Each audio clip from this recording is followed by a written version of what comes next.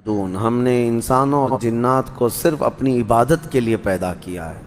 ما اريد منهم من رزق وما اريد ان يطعمون، ان سے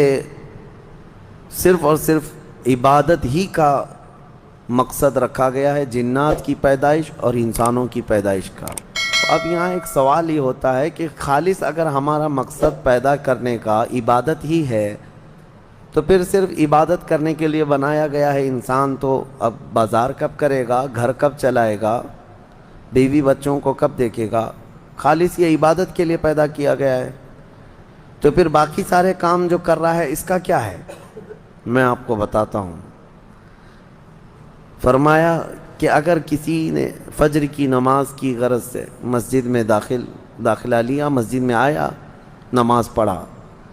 اور پھر اس کے بعد مسجد سے باہر نکلتا ہے، مسجد سے باہر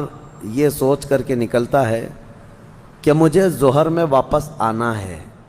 ظہر کی نماز پڑھنی ہے، تو فجر سے لے کر ظہر تک جو جو کام کیا اس نے وہ سب عبادت میں شمار ہوگا، کیونکہ وہ انتظار میں تھا دوسری نماز کے، اتنا وقت اس کا عبادت میں گزارا جائے گا۔ بس یہ ہے کہ کوئی حرام کام نہ کیا ہو، باقی وہ تجارت کر رہا ہو، لوگوں سے میل جول کر رہا ہو، اپنے گھر میں بیٹھا ہو، کوئی بھی کام کر رہا ہو، اس کو عبادت میں شامل کر لیا جائے گا۔ اسی طرح ظہر پڑھا، ظہر کے بعد باہر نکل کر کے یا نماز کے بعد اس نے یہ نیت کی کہ مجھے عصر پڑھنا ہے، عصر کا انتظار، تو انتظار میں جو بھی کام کرے گا وہ سب عبادت میں شمار ہے۔ اس طرح سے صرف تم انتظار میں اپنے 24 گھنٹے کو عبادت بنا سکتے ہو،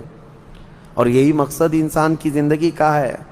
کہ انسان کو عبادت کے لیے بنایا گیا ہے، تو کم از کم اپنی سوچوں سے تو عبادت کرو، اپنی نیت سے تو عبادت کرو۔ آپ یہاں بیٹھے ہیں، بلکہ اللہ کریم کا یہ اس کے دریائے رحمت کو کون جانے، آپ نے یہاں بیٹھ کر کے یہ نیت کی کہ مجھے اس سال حج پہ جانا ہے انشاءاللہ۔ اب اسباب ہیں نہیں ہیں یہ الگ بات ہے، آپ نے ابھی ارادہ کیا کہ مجھے حج پہ جانا ہے، تو یہ جو تمہارا عزم تھا، جو نیت کی تھی، حج کب جاؤ گے یہ بات کی بات ہے، لیکن نیکیاں ابھی سے شروع ہو جائیں گی، اس کو انتظار حج میں شمار کر کے یہ فرمایا جائے گا کہ حج کے انتظار میں عبادت میں ہے یہ۔